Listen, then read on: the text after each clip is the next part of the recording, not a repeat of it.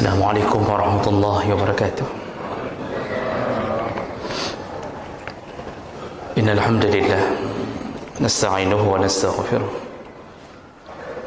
wa na'udzu bihi min shururi anfusina wa min sayyiati a'malina.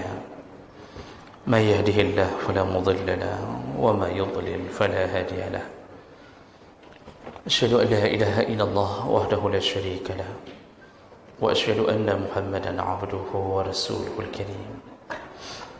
اللهم صل وسلم على نبينا المصطفى محمد وعلى آله وأصحابه أجمعين. أما بعد،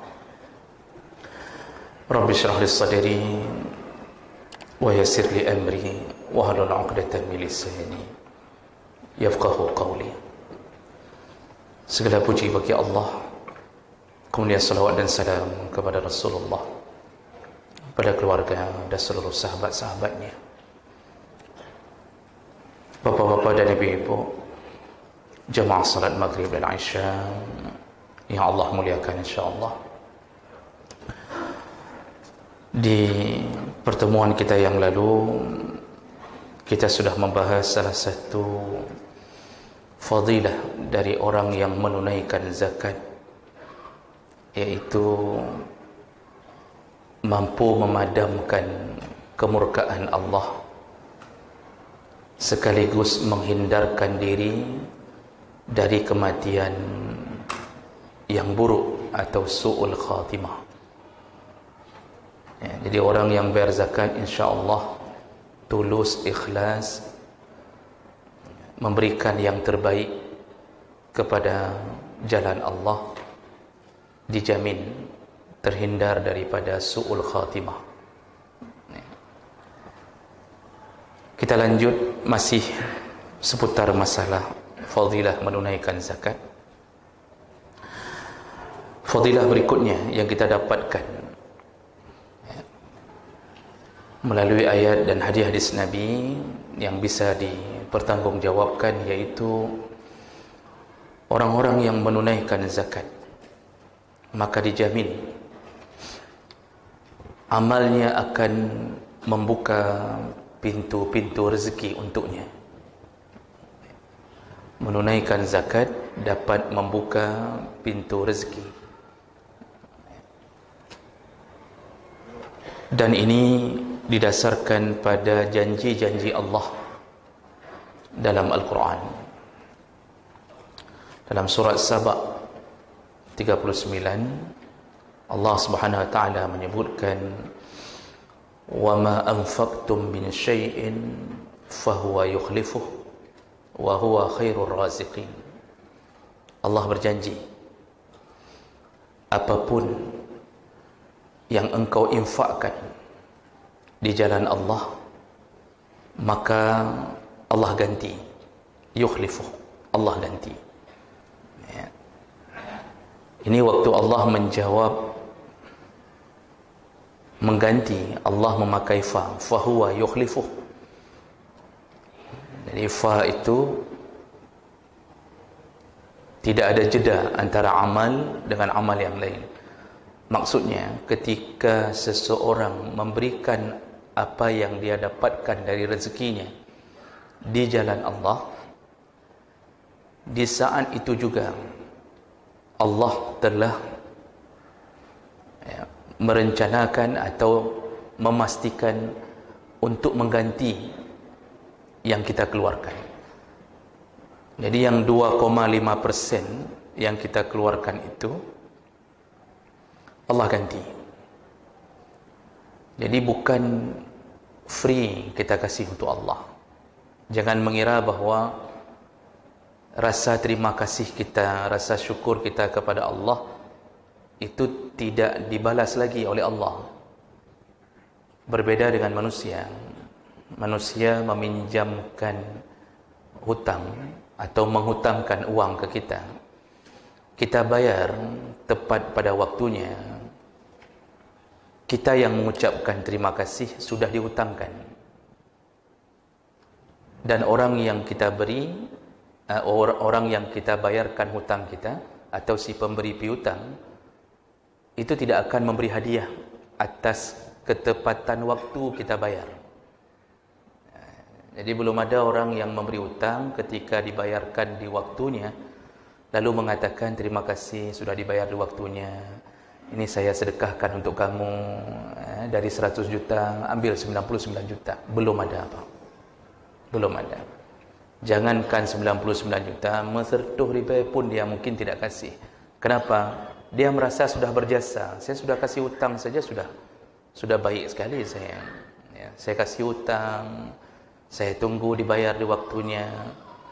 Jadi yang memberi hadiah kepada yang berhutang itu enggak ada cerita.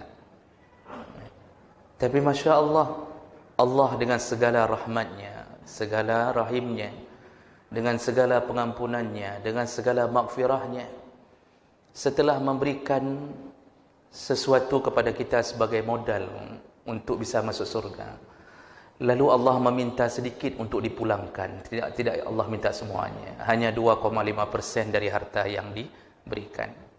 Allah minta cuma 2,5%.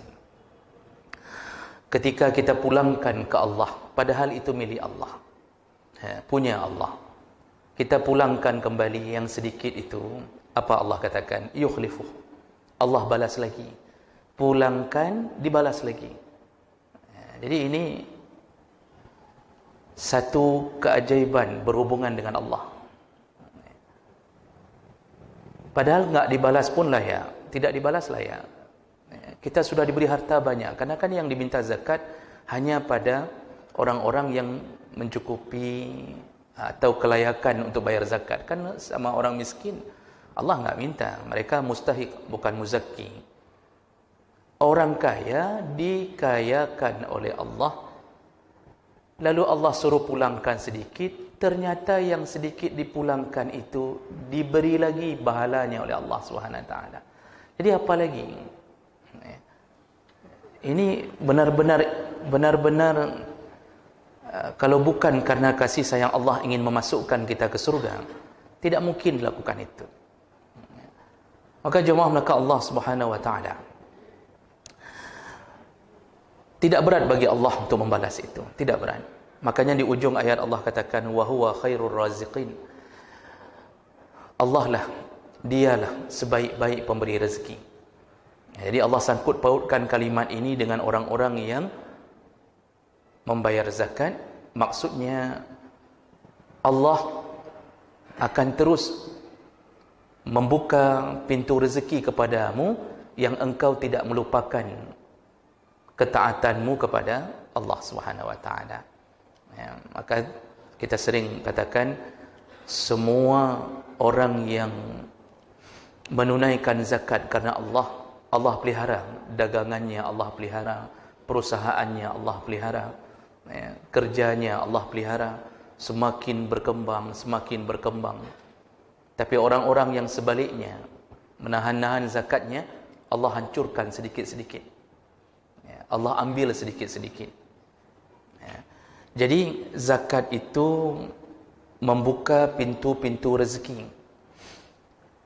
Kita bayar tapi untuk membuka pintu yang lain. Dan jalan pintu rezeki itu cukup banyak, bukan hanya berbentuk harta. Allah bisa buka dari jalan manapun. Allah bisa memberikan sesuatu yang kita harapkan di dalam hati, walaupun bentuknya bukan harta. Ada orang kaya, kalau dia belum punya anak, dia bayar zakat, tulus ikhlas dengan ilmunya kepada Allah, maka Allah akan balas untuknya dengan membuka pintu rezeki melalui anaknya. Diberikan anak oleh Allah, diberikan kebahagiaan, diberikan isteri yang salihah. Ini rezeki itu banyak pintu, bukan hanya harta.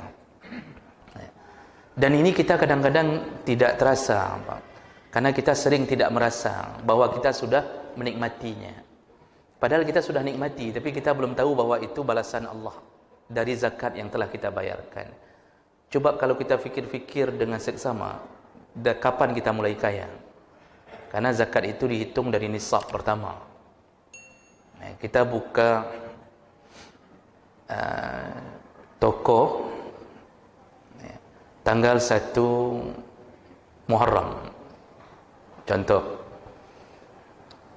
dan nisab pertama naik di atas 85 gram emas, itu 1 Sya'ban contohnya. Jadi sekitar 7 bulan buka, 1 Sya'ban naik nisab, keuntungan naik di atas nisab, 85 gram emas murni, sekitar hampir 70 jutaan. Ketika kita hitung keuntungan, 1 Sya'ban sudah lebih daripada 70 juta.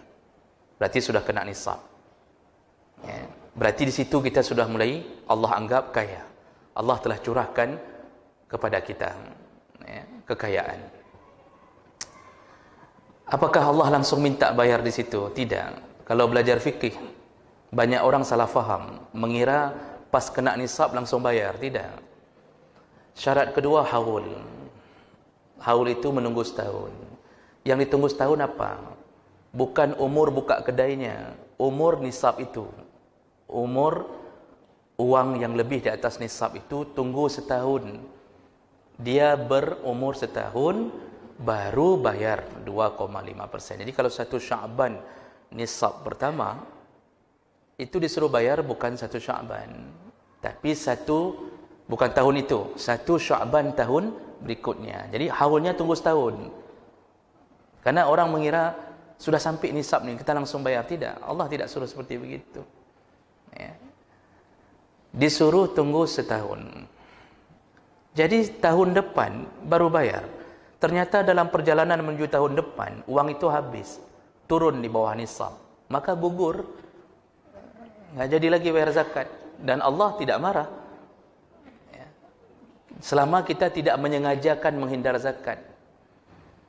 Tiba-tiba kita sakit, butuh uang, atau kita membantu keluarga kita yang miskin, uang itu kita berikan kepada keluarga kita yang miskin atau sanak saudara, jatuh uang itu di bawah 70 juta, maka catatan 1 Sya'ban itu dibuang, gugur, sudah tidak ada lagi. Berarti hitung lagi nanti kapan lagi naik di atas nisab. Nah, tapi kalau dia bertahan dari 1 Sya'ban ke Sya'ban berikutnya, bertahan terus berada di atas nisab, enggak berkurang, di situ baru disuruh bayar 2,5%. Jadi kalau kita pikir, sedikit sekali yang Allah minta, dan begitu mudahnya membayar zakat sampai disuruh tunggu setahun. Nah, ini dengan membayar itu, proses usaha kita berikutnya itu Allah mulai buka pintu-pintu rezeki. Kita tidak tahu tiba-tiba kenapa toko kita kok ada saja orang yang datang, padahal kita buka usaha itu di lorong kecil. Kalau Allah ingin memberi rezeki kepada hamba, pintunya tertutup pun orang akan mengetuk untuk membeli di dia. Jadi yang membuat rezeki itu datang bukan hebatnya iklan kita, bukan besarnya spanduk kita, bukan karena kita promosi habis-habisan. Yang mendatangkan rezeki itu adalah Allah Subhanahu wa taala. Makanya kalau orang beriman itu tiada rasa khawatir terhadap rezeki yang dia akan dapat. Dia cukup hanya bersyukur, la azidannakum, kutambahi, kata Allah. Makanya jangan khawatir membayar zakat, selalu dalam kasih sayang Allah. Dibuka pintu rezeki terus. Karena Allah tahu hamba ini semakin banyak rezeki, semakin banyak manfaat untuk orang lain. Makanya Allah titipkan melalui dia lebih banyak. Kalau hamba yang menahan-nahan zakat, Allah tahu ini hamba ini tidak berguna bagi orang lain sekaligus tidak taat, maka Allah tutup kunci pintu rezeki kepadanya. Mumanglah dia. Sewa toko mahal, modal habis untuk sewa toko, kemudian sedikit sekali penghasilan, berada di jalur utama di kota, tapi tidak ada yang mendatanginya, setiap mata memandang melewati tokonya.